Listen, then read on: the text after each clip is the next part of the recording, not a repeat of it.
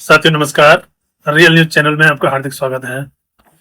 2024 के लोकसभा चुनाव में भारतीय जनता पार्टी 400 पार का नारा दे रही थी और 400 पार का नारा भी इसलिए दिया गया या 400 पार सीटों की बात इसलिए कही गई कि उनके कई नेताओं ने कहा कि हमें संविधान बदलना है।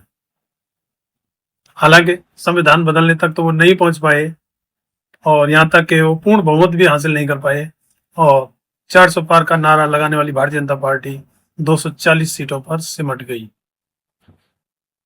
वैसे तो मोदी जी के लिए उसी समय से बुरे दिन शुरू हो गए थे जब उन्हें अल्पमत की सरकार बनानी पड़ी, क्योंकि मोदी जी ने अपने टाइम में कभी अल्पमत की सरकार नहीं चलाई। अल्पमत की सरकार चलाना मोदी जी के लिए आउट ऑफ सिलेबस है, लेकिन मजबूरी थी। अल्पमत की सरकार गठन के बाद से ही पार्टी के अंदर से भी और बाहर से भी मोदी जी के लिए चुनौतियां खड़ी होने लगी और अब तो चुनौतियां इतनी खड़ी हो गई हैं कि जो न्यूज एजेंसियां हैं वो यही टैग लगाकर कि मोदी सरकार अब गई कि कब गई, यही कहकर बहुत व्यूज बटोर रहे हैं और उनका धंधा बढ़िया चल रहा है। हर वीडियो में यही आता है, मोदी सरकार का जाना तय, मोदी जी घिर गए, अब नहीं बच सकते, अगले 48 घंटे बहुत भारी हैं। खैर, न्यूज एजेंसियों का या सोशल मीडिया पर ये सेंसेशनल थंबनेल के साथ में ये चीजें चल रही हैं, लेकिन फिलहाल जो सबसे बड़ा मुद्दा है वो है उपराष्ट्रपति चुनाव का। उपराष्ट्रपति चुनाव के लिए एनडीए गठबंधन ने जो वी राधाकृष्णन का नाम आगे किया, तो उससे एनडीए गठबंधन ये सोच रहा था कि इंडिया गठबंधन का एक धड़ा जो तमिलनाडु के मुख्यमंत्री एम के स्टालिन है उनको इंडिया गठबंधन से बाहर आकर वोट करना पड़ेगा, क्योंकि सीपी राधाकृष्णन जो है वो तमिलनाडु से आते हैं। लेकिन इसके बदले इंडिया गठबंधन ने नाले पर दहला मार दिया। एम के स्टालिन तो इंडिया गठबंधन से नहीं टूटे, लेकिन एनडीए गठबंधन से चंद्रबाबू नायडू के टूटने की संभावना बन गई है और सिर्फ चंद्रबाबू नायडू ही नहीं और 2-3 पार्टियां या और भी ज्यादा टूट सकते हैं। ऐसे हालात बन गए हैं।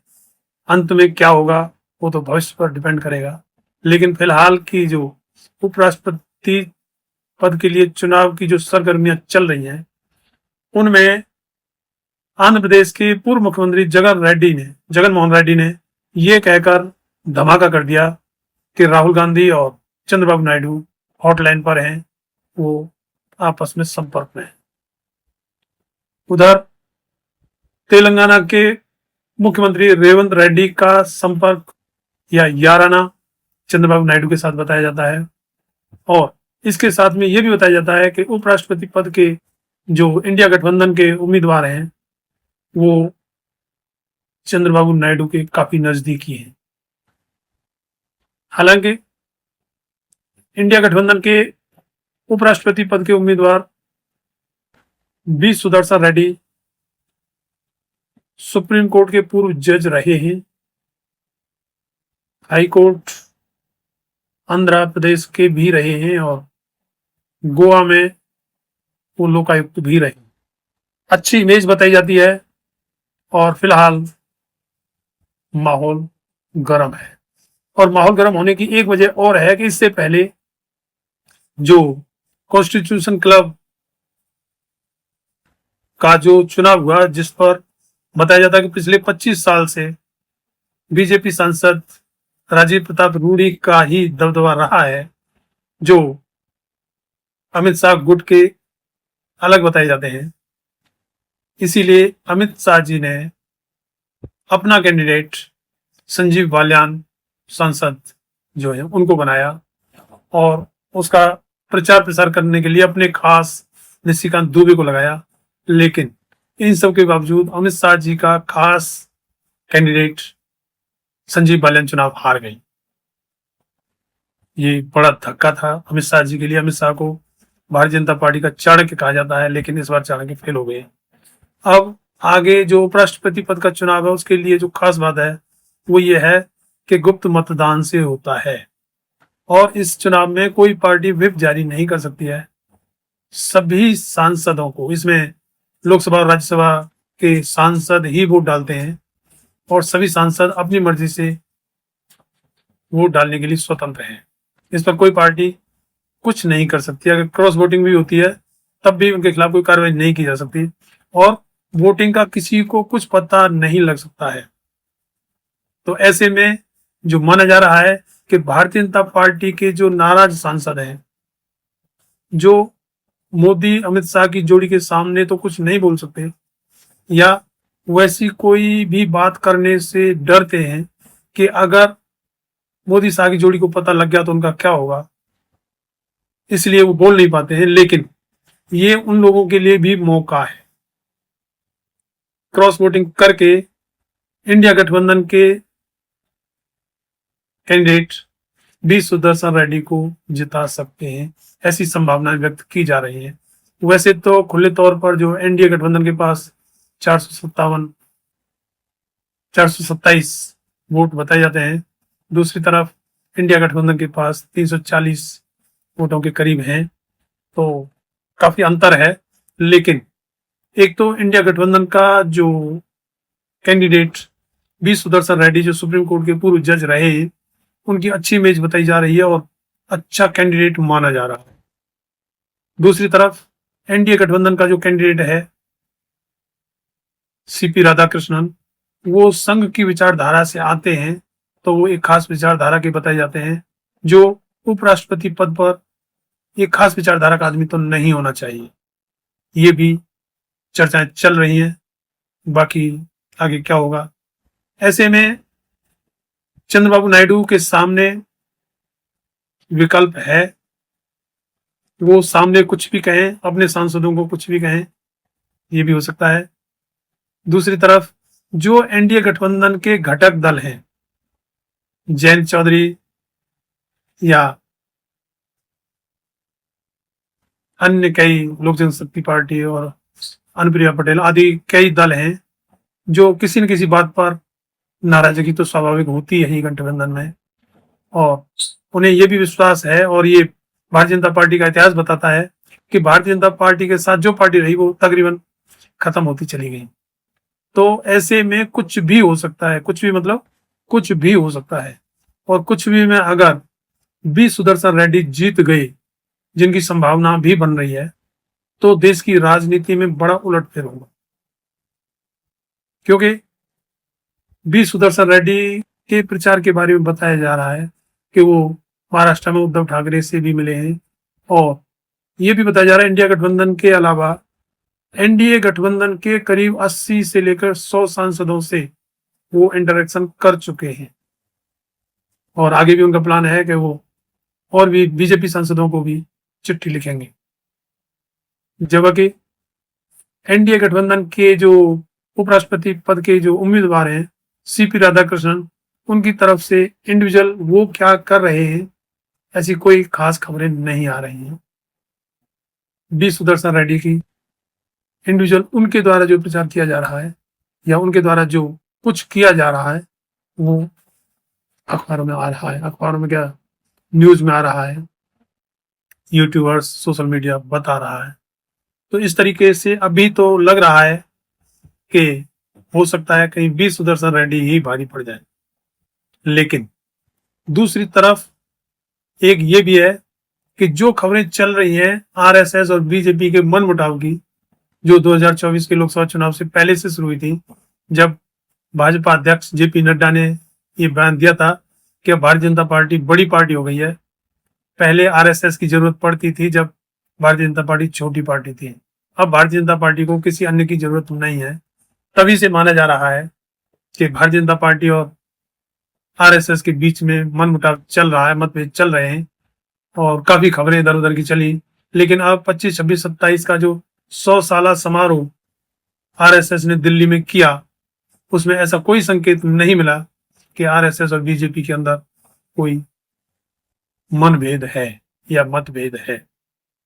हालांकि 17 सितंबर को मोदी जी का 75 साल पूरा हो रहा है और जिस तरीके से मोदी जी ने आते ही लाल कृष्ण आडवाणी, मुरली मनोहर जोशी,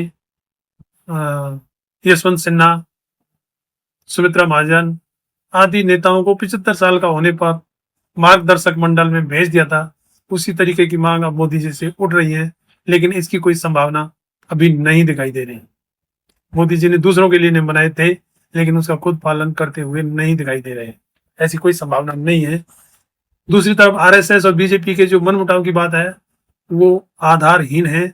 आरएसएस कभी भी नहीं चाहेगा कि भारतीय जनता पार्टी का कहीं कोई नुकसान हो, चाहे बाहर चलाने के लिए खबरें कुछ भी दे या कुछ भी वो सूत्र बताते रहे, लेकिन आरएसएस कभी भी किसी भी हालत में ये नहीं चाहेगा कि बीजेपी कहीं कम पड़ जाए या कमजोर पड़ जाए, क्योंकि आरएसएस की जो पौबार है फिलहाल हो रही है वो बीजेपी की वजह से ही हो रही है।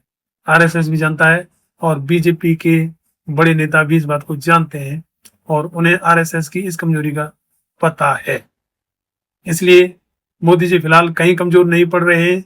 आरएसएस और बीजेपी के बातों में तो कहीं भी कमजोर नहीं है। हाँ, कमजोर पड़ रहे हैं तो वो चुनाव आयोग की वजह से, क्योंकि चुनाव आयोग उस पर लगे आरोपों का जवाब देने में सक्षम नहीं है और वो सिर्फ बखेड़ा खड़ा कर सकता है। जिस तरीके से राहुल गांधी ने कर्नाटक की माधेपुरा सीट पर 1 लाख वोटों के फर्जी होने की बात कही, उसका कोई संतुष्टिपूर्ण जवाब चुनाव आयोग नहीं दे पाया है और उल्टे चुनाव आयोग ने बखेड़ा और खड़ा कर दिया ये कह के कि राहुल गांधी को माफी मांगनी होगी। जो व्यवहार आम जनता को या बड़े बड़े नेताओं को अच्छा नहीं लगा। उसके बाद में एक और अजीब बात हुई कि भारतीय जनता पार्टी के वरिष्ठ नेता अनुराग ठाकुर ने प्रेस कॉन्फ्रेंस करके लोकसभा की करीब 6 सीटों पर फर्जी वोट या वोटर लिस्ट में फर्जी वोट जोड़ने की बात कही। अब चुनाव आयोग, विपक्ष तो चुनाव आयोग के खिलाफ था ही, लेकिन सत्ता पक्ष राहुल गांधी, अखिलेश यादव, प्रियंका गांधी को बदनाम करने के लिए खुद ही चुनाव आयोग के खिलाफ हो गया। जिस तरीके का बयान या प्रेस कॉन्फ्रेंस करके अनुराग ठाकुर ने बताया था, तो इस तरीके से चुनाव आयोग की शाख रसातल में जा रही है और कहीं संभावना भी नहीं दिख रही है कि चुनाव आयोग की कोई शाख बच पाएगी, क्योंकि रोज रोज ऐसे खुलासे हो रहे हैं। बिहार विधानसभा चुनाव से पहले जो बिहार की वोटर लिस्ट है जो एसआईआर के बाद बनाई है, उसमें से 65 लाख वोट तो घर काट ही दिए, जो चुनाव आयोग ने खुद ही बताया। दूसरे एसआईआर के बाद भी जो लिस्ट बनी है उसमें एक एक घर में 500-500 वोटर बनाए गए हैं। तो ये कैसी वोटर लिस्ट है? तो चुनाव आयोग को अपना काम आमूल चूल परिवर्तन करना होगा, अब नहीं तो बाद में करना ही होगा।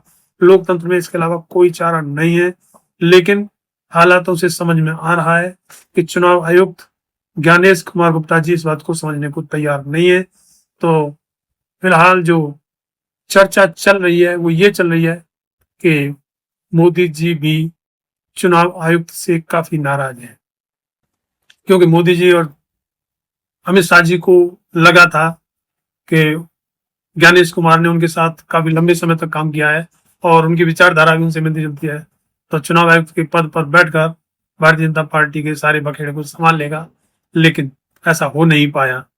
और दूसरे ज्ञानेश गुप्ता के ऊपर जो चर्चा चल रही है, उनकी बेटी दामाद दोनों डीएम और वो भी तकरीबन एक ही जगह, एक गौतम बुद्ध नगर उनकी बेटी डीएम लगी हुई है, वहीं उनका दामाद सहारनपुर के डीएम लगे हुए हैं, दूसरी बेटी जम्मू कश्मीर में इनकम टैक्स में और उनके दामाद वहीं डीएम। तो इस तरीके से आरोपों में घिरे हुए हैं ज्ञानेश गुप्ता, और कुल मिला के जो मोदी जी कमजोर पड़ रहे हैं, एक तो चुनाव आयोग की तरफ से, दूसरे अमेरिका के राष्ट्रपति डोनाल्ड ट्रंप, उन्होंने तो जैसे कसम खा रखी है कि मोदी जी की इमेज को रसातल में पहुंचा कर ही रहेंगे।